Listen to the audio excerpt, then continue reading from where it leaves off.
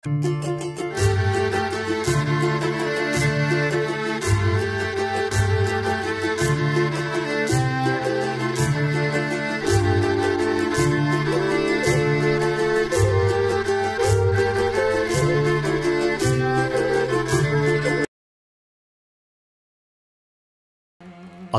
Berger'in yürekleri dağlayan kelimelerini hatırladılar.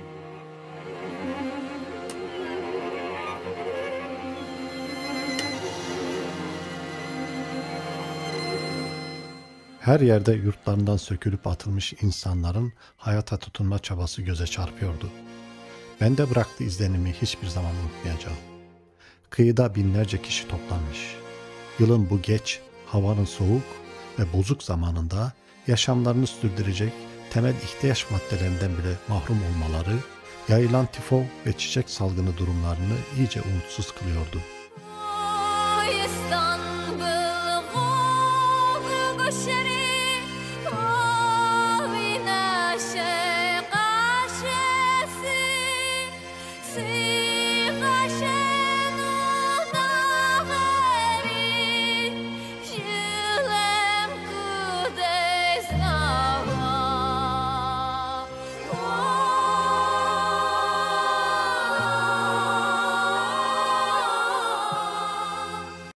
Ich habe auch das ha, die Wazenetinem gegetlip dinip zogup ha. Nobody hazır simhacahit. Simhacahit minera şibgura busra minera şibgura hisra ptım adanam yepha simha hablar şukhas. Bakalorya yegene var Ankara Hacettepe Üniversitetim şey gaz. Netane Ankara Üniversitetim bakalor magistratura şey gaz. Atke doktora yuh sabimi sosyologiyemi doktor khwas. Simhacahit bakalorya lajgam zawa nobam qasikunke qız şekat yetlapqımke khwazeka ve sit khud lajgam ishat yezim adiya sapqım khwazeka ve sosyologiya anagam qishta etnik sosyologiyam khokwa lajga kodis adaqaja kodis Abaham namşınke yezir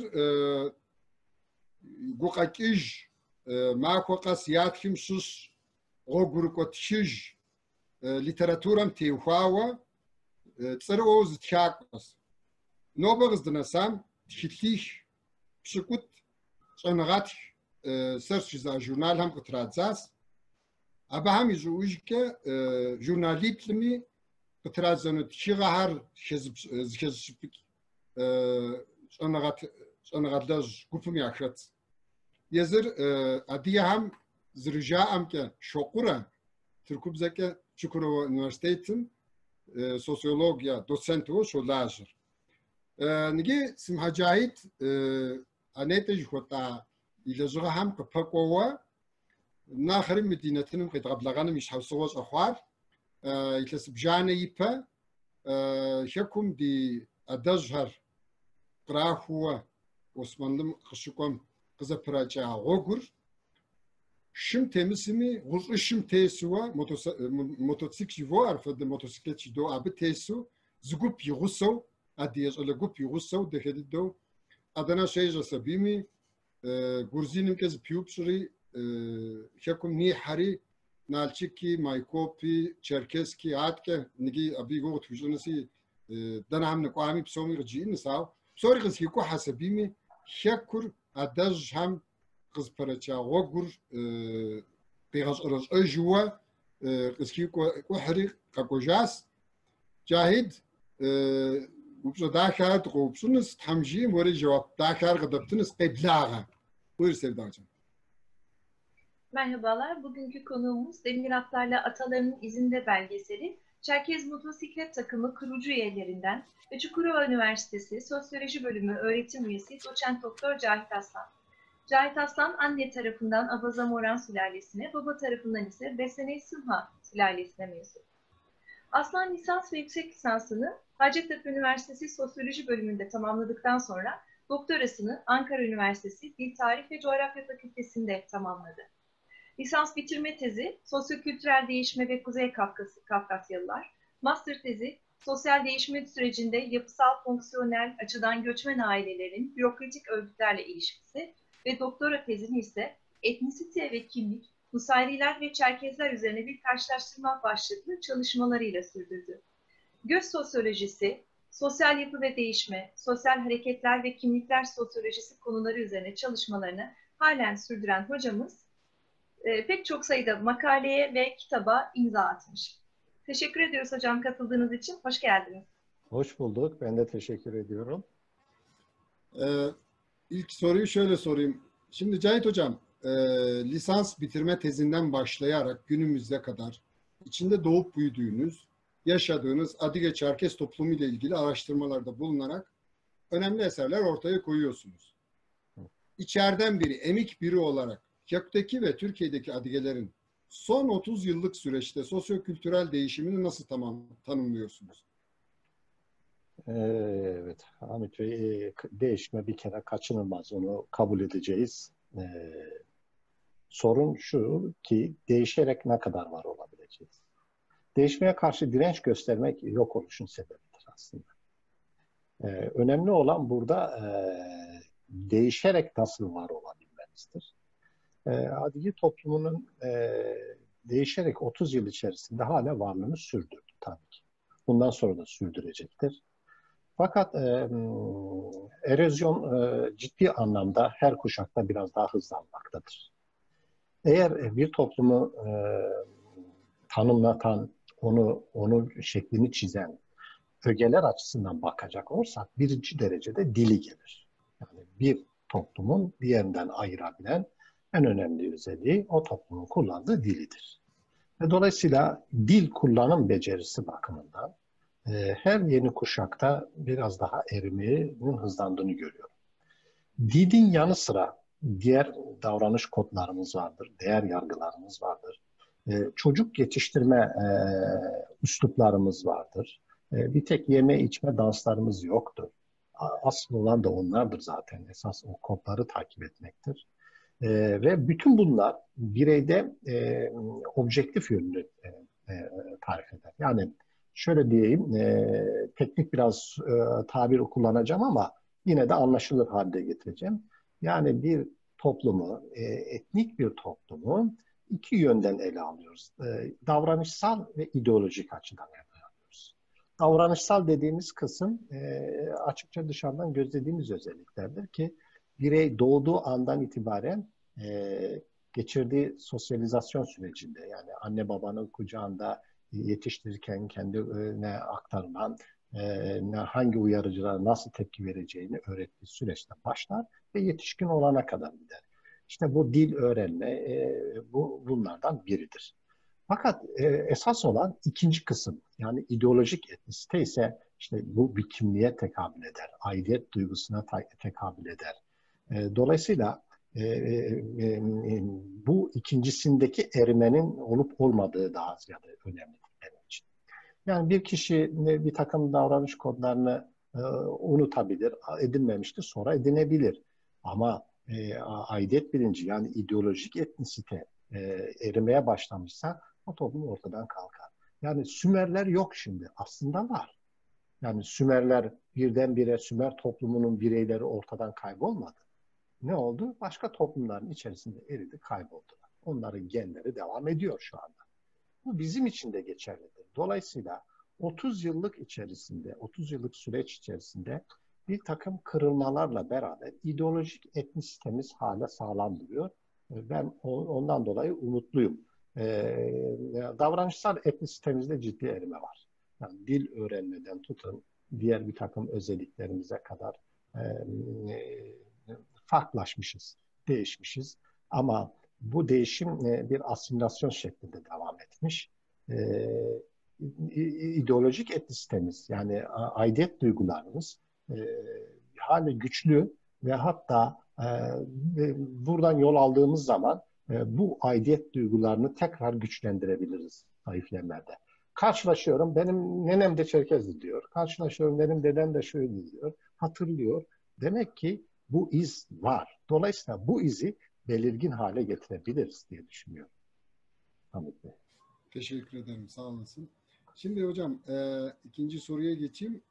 Son yıllarda özellikle Türkiye'deki üniversitelerde ve akademik çevrelerde Türkiye'deki Adigeleri, Çerkesleri araştıran dışarıdan etik olarak bakış açılarının artması size ne düşündürüyor? Yani aklınıza neler getiriyor?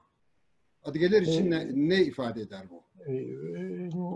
Birçok şey ifade eder. Bu olumlu bir şeydir. Yani pozitif bir şeydir. Bizim artık varlığımız teyit edilmiş oluyor.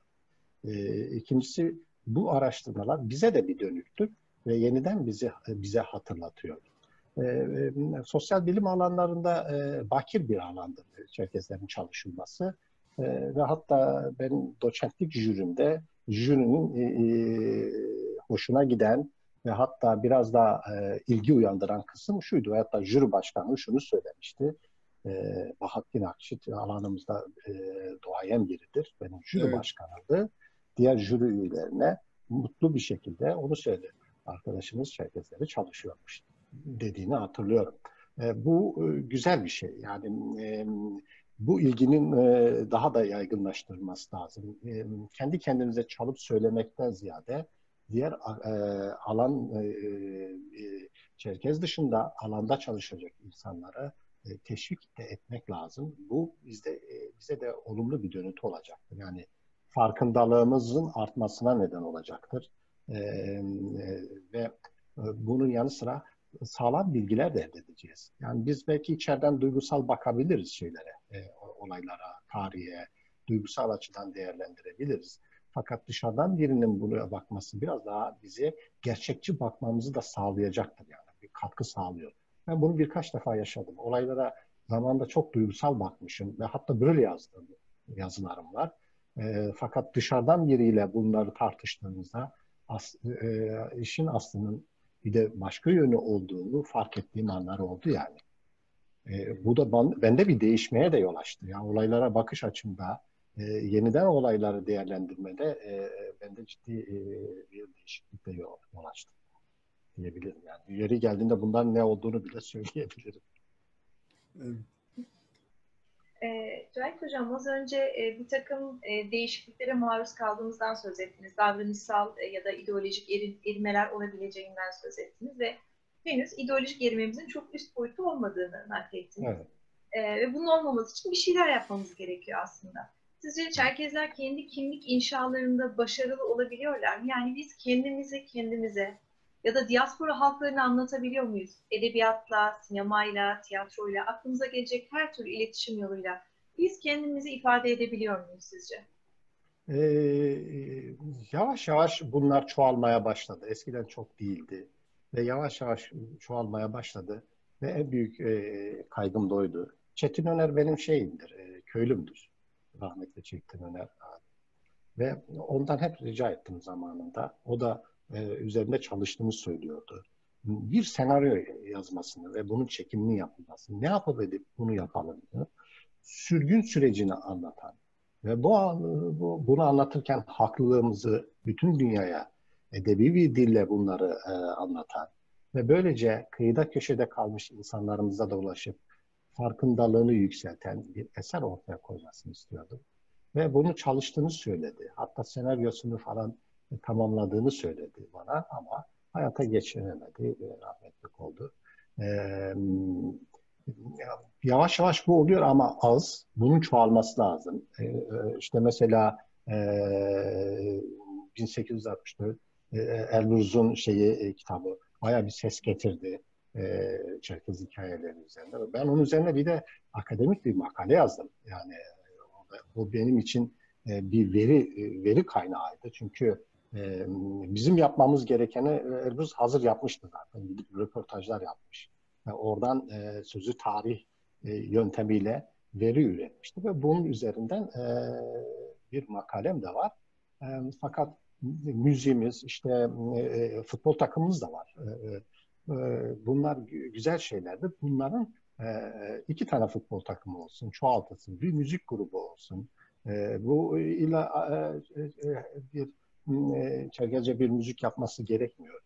Türkçe de yapabilir, İngilizce de yapabilir ama verdiği imaj, ortaya koyduğu desen, doku bize ait olduğu zaman aynı etkide bulunacaktır. Hatta daha çok insana ulaşacaktır.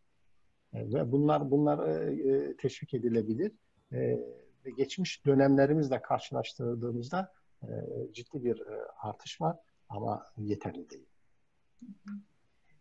Bu kimlik inşası sanırım Çerkezlerde ve Abazalarda belki 90'lardan sonra daha motive olan bir yöntemle ilerlemeye başladı. Belki Evet. bloğun yıkılmasıyla da ilgili bir süreç daha çok yönelebilmemiz. Sizin de aslında bu kimliği yeniden inşa etmek, kendinize ve diğerlerine göstermek için bir çalışmanız var. Demir atlarla ataların izinde bir yol hikayesi. Bu yol hikayesi size nasıl oluştu? Neden atalarınızla aynı rotayı izlemeyi seçtiniz? Evet. Bu yol hikayesi bir hikayeden ziyade kendi iç dünyamın, inanın kendi iç dünyamın dışa vurumudur. Yani her saniyesi hatırımdadır, her karesi hatırımdadır. Ve onları hatırladıkça inanın tekrar aynısını yaşıyorum. Ben amatör olarak öyle diyeyim, bisiklet ve motosiklet düşkünü gibiyim. Ve bundan keyif alıyorum. Ve burada Adana ve çevresinde hemşehrilerimiz, gençler var. Onlar da öylesinler. Ve daha çocuk yaştakiler de teşvik etmeye çalışıyoruz. Bunlarla haşır neşir olurken bir araç oldu ve dolayısıyla bir kulüp kurduk. Çerkez Motor Bisiklet Kulübü diye. Adana Çerkez Kültür Derneği'nin bünyesinde. Ve sağa sola giderken bir fikir olarak çıktı. Ki bundan biz ne yapabiliriz? Yani bu elimizdeki etkinlikten kendi kültürümüz, kendi insanımız için daha verimli hale ne getirebiliriz? Zaten sağa sola gidiyoruz, geziler, turlar düzenliyoruz ve bir fikir olarak çıktı. Sonra dedik ki bunu biz kendimiz içerisinde kalmasın, bir harekete dönüşsün, bir artı değerleri oluşsun. Ne yapalım? Bunu projelendirelim. Ve demir atlarla tabiri de tuttu. Çünkü atalarımız atlarla geldiler. Biz demir atlarla. Bunu projelendirdikten sonra insanlarımıza duyurduk. Ve çok ciddi katılımlar oldu. Bize kaynak temin ettiler. Para verdiler. Ve hedefimiz sürgün süresi boyunca geçirdiği yolları tekrar biz kendi motosikletlerimizle gitmek, hem onu yaşamak hem de belgesel hale getirip yaşatmak istedik. Ve düşündüğümüzden çok daha öte şeyler oldu. Bu kadar düşünmüyorduk. Belgeselleri yapımını bilmiyoruz biz. Yani belgeselci değiliz normalde, amatörüz. Fakat aktörleri gerçekti. Yani biz o sürgünü yaşayanların torunlarıyız. Ve o aktörlerin gerçek olması her şeyin tadını da gerçeğe dönüştürdü. Gittiğimiz yerlerde de bunları bir kare kare yaşadık yani. Belgeselimize ne kadarını aktarabildik onu izleyiciler takdir ediyorlar. Ama orada bir tek belgesel yok. Yani bizim kamuya sunduğumuz bir tane belgesel var ama yaşantımız, geçirdiğimiz süreç, verdiğimiz mesaj birçok belgeseli içeriyor orada. Şu andaki söyleşimizde de yeri geldikçe birkaç anekdot paylaşacağım. Siz de hak vereceksiniz. Ve izleyenler bilirler. Yani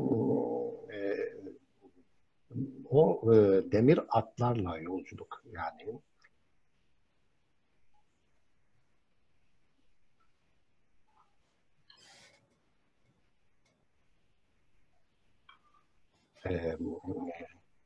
belgeselinde. Evet.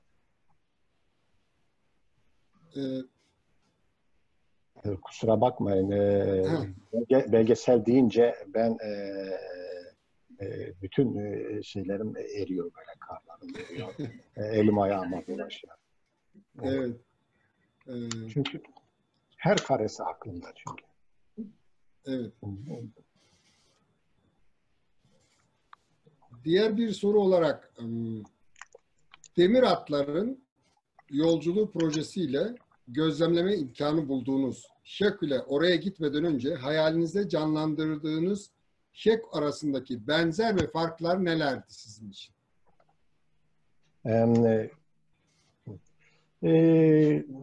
Çok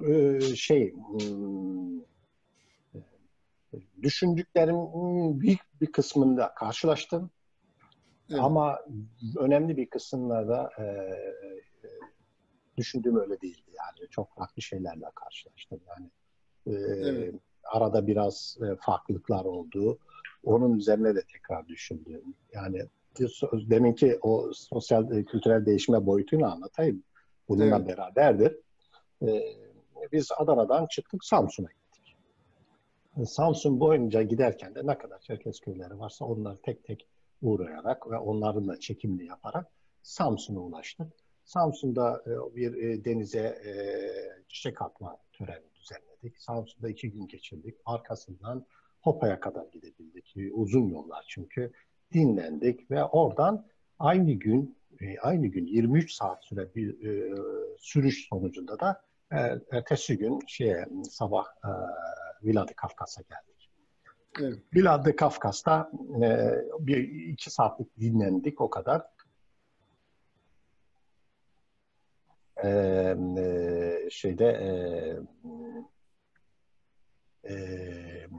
Nalçik'te bir törenimiz olacaktı. Şimdi makarayı biraz hızlı alayım. Nalçik derken Çerkez, Maykop, kıyı boyu Şapsı ve oradan Apazya'ya geçtik.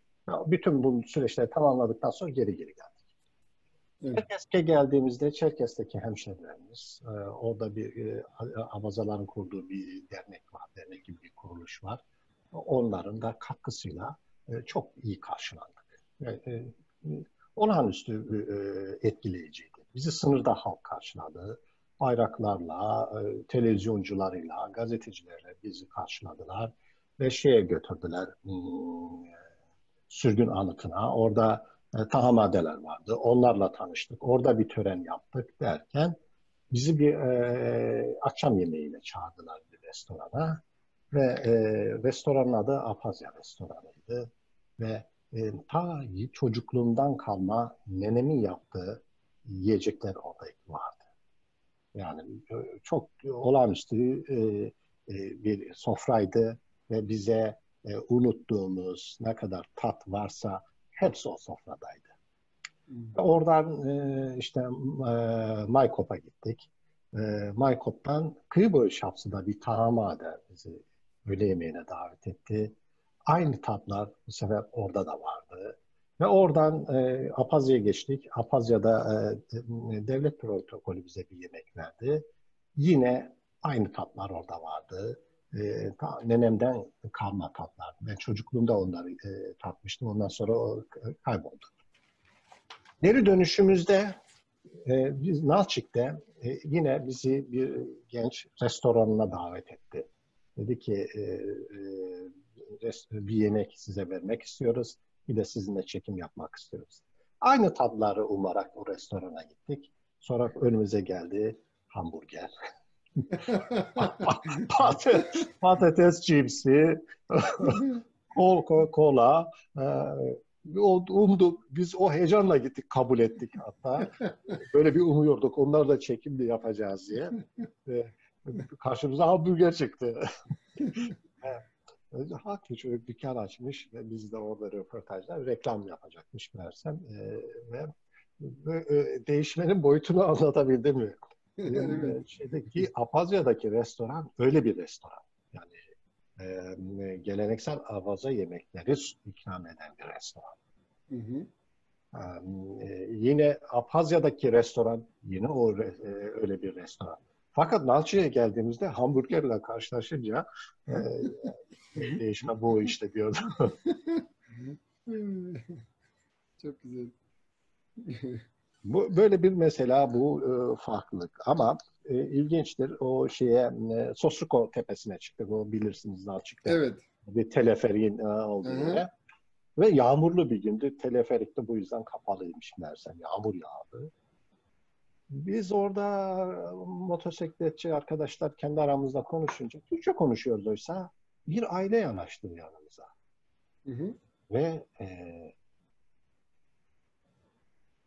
fark etti bizi, anladı bizi. Hı hı. Hemen tanışmak istedi. Tanıştık. Adige olduğunu söyledi. Bizden de öyle olduğunu söyledi. Hatta hoş geldiniz dedi. Yani öyle bir dedi ki, yani dün evden gitmiş bir çocuk 2 gün sonra evine gelmiş gibi. Yani 150 küsur yıl değil de arada 2 günlük bir mesafe varmış gibi o sıcaklıkla yani. Hı hı. Nerede kaldın? İşte bana çocukken annem arada bir kızardı. Sabah çıktın, akşam geldin. Nerede kaldın? Der gibi. Sanki 150 yıl yok arada. Dün ayrılmışız da ve bugün nerede kaldınız? Üslubuyla biz akşam evine çağırdı. Bu o aidiyetin gücünü gördüm ben orada açıkçası. Evet. Şimdi Cahit Hocam şunu soracağım.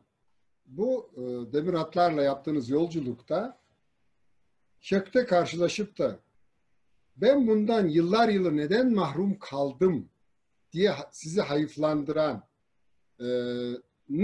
herhangi bir şey aklınızda kaldı mı? Yiyecek vesaire, müzik, şu bu. Söyleyeyim. Yani böyle tüyler diken diken oldu bir an. Hiç çünkü beklemiyoruz. İşte yine Nalçık'ta dönüş zamanımız, bir günümüzü geçirdik. Ben de evdekilere hediyelik bir şey alacağım ve bir mağazaya girdim. Yani hiç beklemediğim bir şeydi. Mağazadaki tezgahta bana kabardeci hoş geldin dedi ve pazarlamasını kabardeci yaptı. Yani bir satıcı kabardeci. Bir başka dil yok arada. Yani beklemiyorum. Yani burada sürekli biz alışverişi nasıl yaparız? Türkçe yaparız burada. Yurt dışına gittiğimizde İngilizce yaparız. Yani hiç böyle bir aklımın ucunda yok. Böyle bir şey de beklemeden mağazaya girer girmez haberdece hoş geldin dedi. Hediyelerini söyledi. Anlatılarını yaptı. Ve hatta biz kendimize bir selam biçimi seçmiştik. O bir hareket olsun diye şöyle 3 şeklinde. Ve dolayısıyla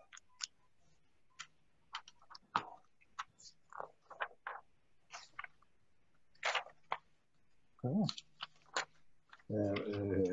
Kusura bakmayın bu ara ofisteyim ve bir takım resmi evraklarda imzalamam gerekiyor. Ben de söyledim sessizce getirin öyle bakarım. Onlar da geliyorlar o imzalama yapıyorum. Bu beni birdenbire şaşırdım yani. Zamanda yolculuk mu yaptım acaba diye. Yani bir tezgahtar satıcı ve ben bir başka dile araya girmeden bu yıllarca istediğimiz bir şeydi. Yani. Ve burada ana dilimizin yasaklandığı bir tarihte sonra olmuş bir olaydır yani. Bunu keşke her zaman yaşayabilseydim. Dediğim önemli bir andır. Ve hatta belgeselde o tezgahtar kızla da demin söylediğim gibi şu 3 hareketini yaptırarak bir resim çektirdim.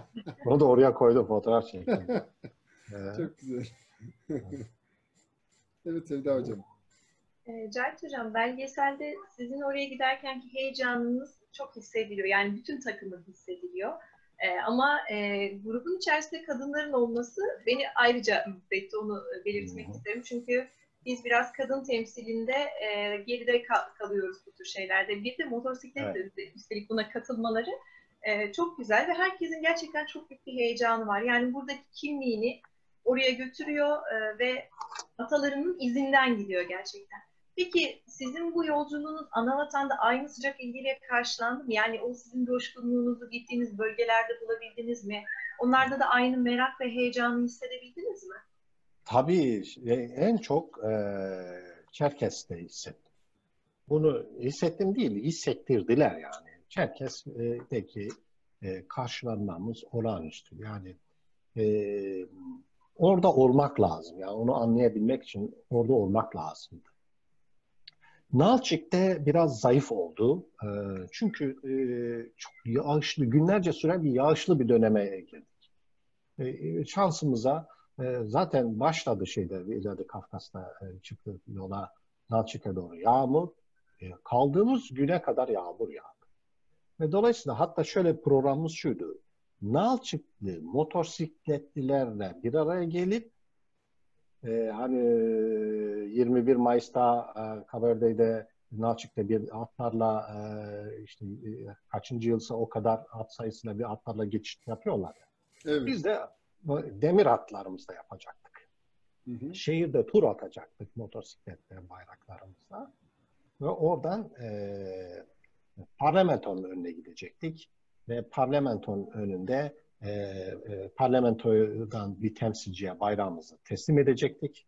Ve bunun karşılığı olarak da parlamentonun önünden toprak alacak. Bir avuç, daha doğrusu 3 avuç toprak alacak.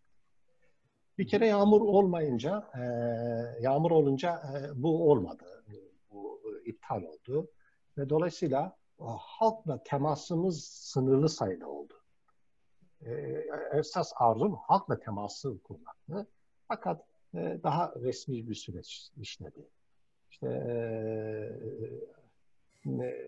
parlamentodan bir milletvekili, Muhammed Hafız Sen'in de bulunduğu bir şeyde Adiye Kase'de bir toplantı yaptık. Orada teslim ettik. Ve bayrağı da Muhammed Hafiz'e söyledim, böyle bari oradan alayım. Binanın hemen dibindeki çiçekliğin dibini göster, buradan toprak alabilirsin dedi. Hemen binanın dibindeki yerden. Yani ben parlamentonun önünde ya da bir anıtın önünden sembolik değeri olan bir yerden almak istiyorum. Yoksa yolda kenardan geçerken tabii ki alırım ben toprak. O toprağı almak mesele değil. O sembolik değerini arttıran bir şeydi. Bunu yapamadım. Fakat yine kıyı boyu Şapsı'daki o tahammüdesinin bize gösterdiği olağanüstü bir ilgi vardı. Yani ve hali içime oturdu. Onun birkaç sözü içinde bu pandemi olmasaydı bu sene tekrar bir seyahatimiz vardı o taraflara. İkincisini yani bu belgeselimiz Ataların izinde bir aslında. Bunun ikisi, üçü, dördü de olacak. İşte orada o Tahammüde'nin birkaç gün kalmamızı istemesi ve bizlere söyleyecek çok önemli şeyler olduğunu söylemesi hala içime oturdu. Kalın dedi. Size söylemem gereken bazı şeyler var. Yani herkese söyleyeceği değil, özel olarak bize söyleyeceği bir şeyler onun olduğunu söyledi. Fakat kalamadık çünkü süremiz azdı ve yapmamız gereken diğer etkinlikler vardı. O sıcaklığı gördüm.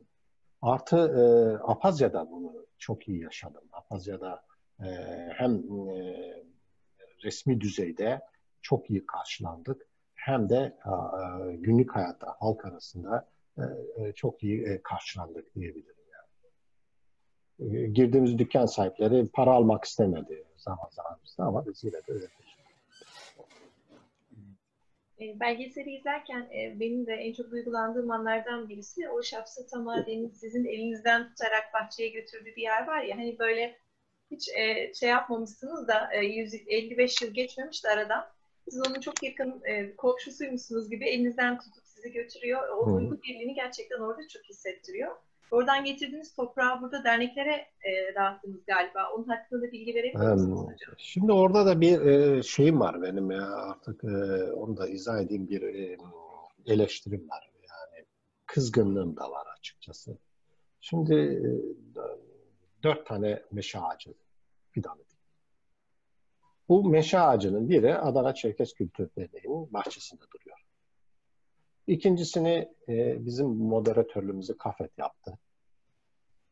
Dolayısıyla böyle bir süreci onunla tamamlamamız gerekir. Ve Ankara'daki o sosyal tesislerin oraya Kafet'in bir önceki yöneticilerine gittik.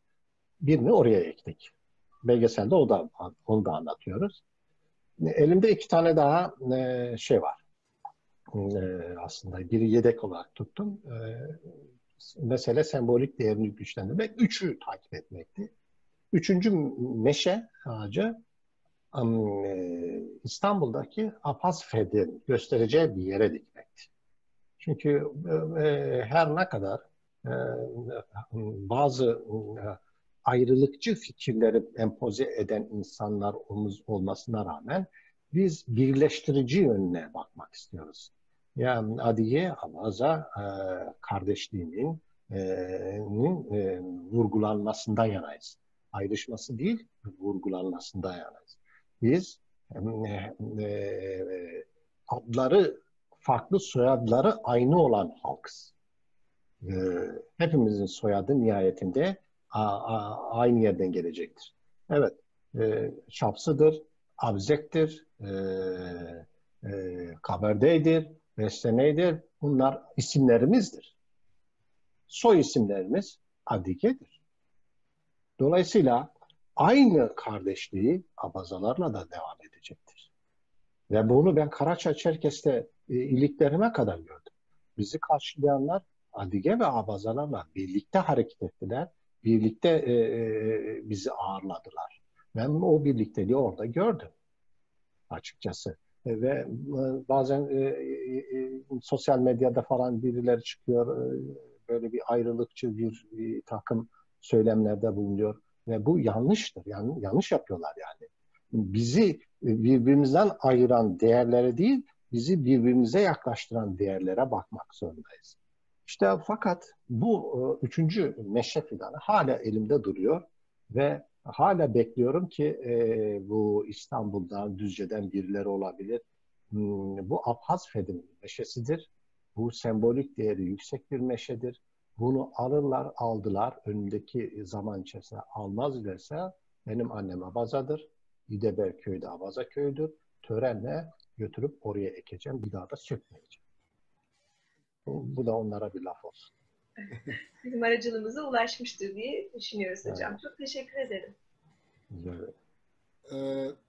Medi Hasan kıcı ya her yok ki gazavan seri kızız koşinsi da website yetas ya pere website sesiset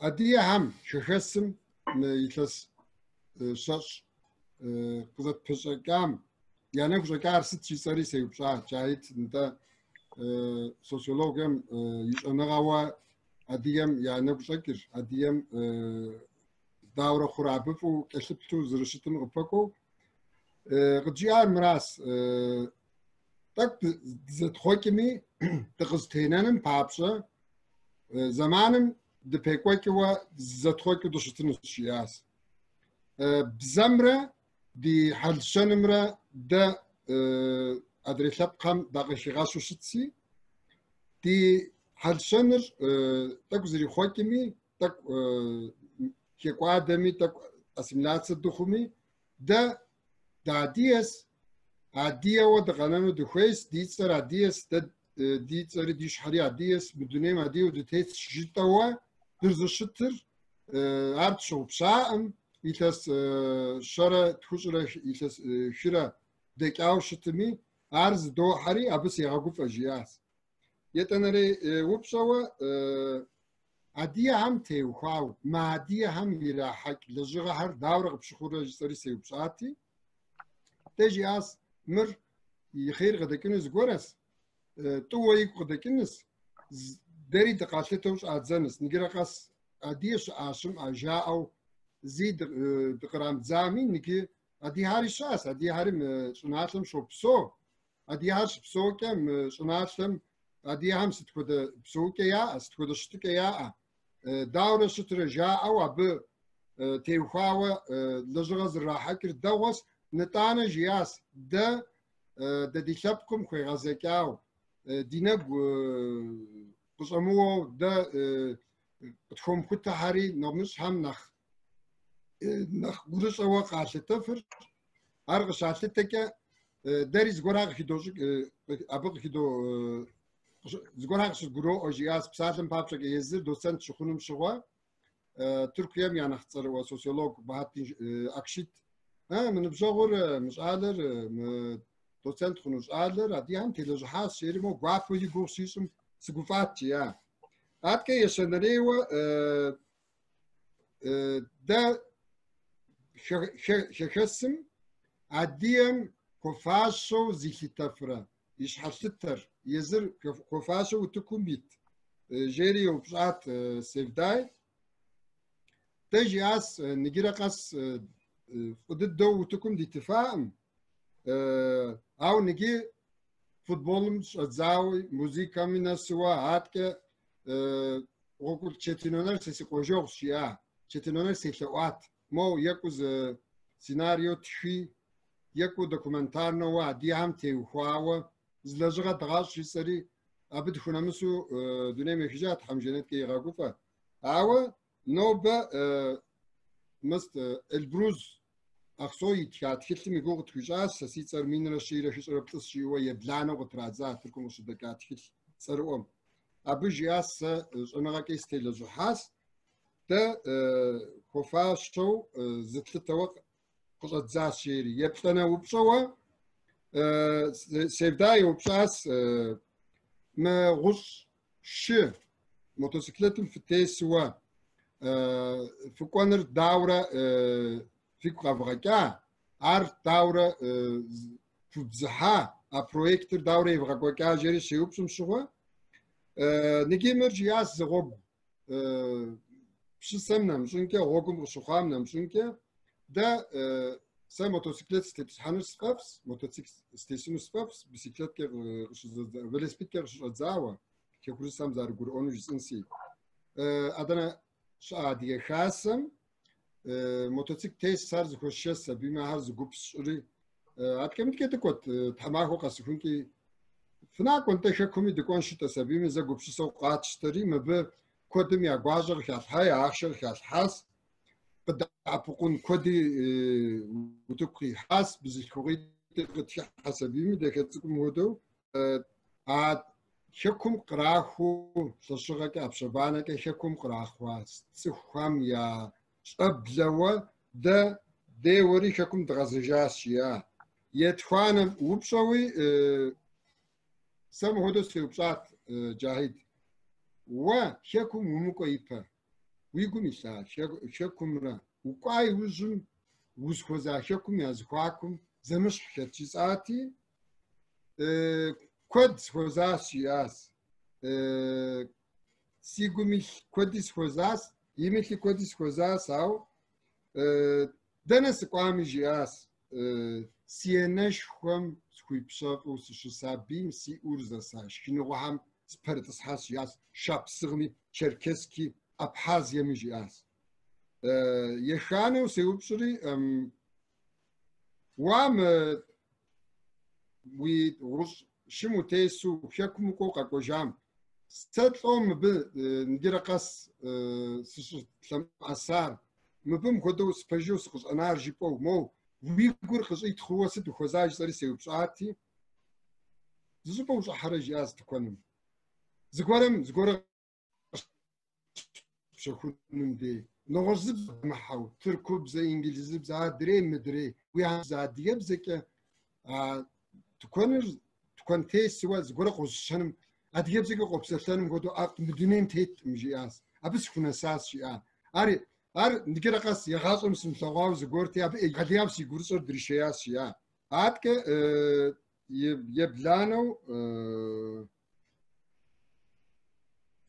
زا انت يبلانو سيفداي وبشاس في برويكتر وشم في تيسو في زلقار شكم دورة قاشتا شكم دورة قاشخوا تخبز في غصو جيري شيوبشم شوا نارتك وش خشيش خود دخوزري تناسبم قزريحو وشم دريحاتري نارتك تهداشو قد بيجفا عم ديقو ميسر تدي نبوش أكنو دزخوير نالشيك موتوسيك تيس ساري دي غصو قاعدة خرير قد كحوة نتانا بارلمنتوم يباش حم دقاقو ز نفر بارلمنتوم يونفاشم يتو بارلمنتوم يشناش شم دي أبجوش ياتا قشتو هودو دغو كجون عرات تيقومي سراو أبد كنا ساعة مجياس نغوشبا دكو سابيمي نغوشبا مهر تك مشوز بدغكاس شيري هودو جياس هوا تشركسك يغادلياو غورب سرقة بيجاهس أدي هاري أباز هاري زكتو مستم داشي سبيمي سنز تيتم أبديجي مستشاس أتك شاسم دراغب لغاس أنا قد خواغوفام سينش خوم يشاشكين وهار تيتو جياس شابسغ تشنسام أبد دزخوزات حمادم كود نفجسونو سيس زمانتك في آما جيري هار إيوسي كوشم تيتو قناس شيا ماغا وزالر قوم كامل مغاية نريب سكوننا شابسغ شوفة شابسغم سوزات حمادم يقول أصر قيسغا أوتن وارز خسكين سخويتي أبس كنا سام جياس أب جي شابسغ خنوا جيش قصديشاتي زر كفدم شخيصا زر أدنان شخيصا يشانري أديغا خمرة أبخاز خمرة شخصم أبخاز خمرة زقوحنغا يخشونوا أبحازم أبحاز شاسهم يا زقوحنغا أبحاز فدم يصناشم يسواشم يشم شكم خيسانو هاري قميلس زي تلسي تخواوس سرشيا جيتكور أو أبحاز فدم نجركس إشاءم أرسيقو قيوسيس زي مخجيكما سيانر أبزواجر شخواسيس حنر أبش خسن الشياز جاهد تحم ويلجغا هر نخري كوديش تحم ويأدغازاقر كودري كودو يغباغوا ويقرش سمرا ويأدغب سمرا ويأدي كوقدر جمرا وموشي ويغاز داشا قويت ايو أفو دبغا وشرا نوبا ايو داشا ديوبسو هم جواب قبتاسي ينو فصل بخدوس يتحسابم ويلجغا داشا هم ديري وشرنوا نغزبا لجغا هم تشتكي غازة. Çok teşekkürler Cahit Hocam. Çok sağ olasın. Sizler sağ olun. Cahit Hocam ağzınıza sağlık. Güzel bilgiler edindik sayenizde. Ben umuyorum ki ataların izinde giden demir atların 2. bölümü, 3. bölümleri gelsin. Hatta mümkünse bizler de gelelim sizlerle. Yeniden atalarımızın izinde ilerleyelim. Bu tür çalışmalarla kültür dünyamızın ilerleyeceğine inancımız çok yüksek sizin gibi hocalarımız sayesinde. Emeğinize sağlık. Hem akademik anlamda hem de belgesel anlamında inanılmaz bir katkı sağladınız. Devamının gelmesini umut ediyoruz. İnşallah teşekkür ederim ben de bu sürece tekrar dahil ettiğiniz için. Başka etkinliklerde yine bir arada oluruz inşallah. İnşallah. Görüşmek üzere. Görüşmek üzere. Görüşmek üzere. Çok sağ olun. Görüşürüz. Hayırlı günler. Rus orduları bölgede gerçekleştirdikleri temizlik harekatından sonra arta kalanları da dağlara sürdüler. Ve kendi insanlarını bizim topraklara yerleştirdiler. Fakat bu topraklarda nasıl tarım yapılacağını bilmediklerinden tarım işleriyle uğraşalım ve onlara da öğretelim diye bizleri bu topraklara geri çağırdı. Şimdi burada bir avuç şapsı var olma mücadelesi veriyoruz.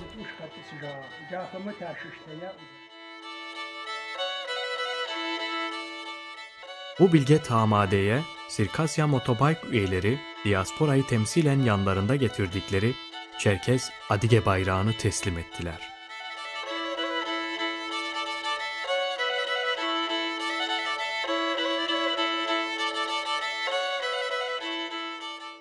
Şapsı bölgesini temsilen Tamade'nin evinin bahçesinden 3 avuç kadar toprak aldılar.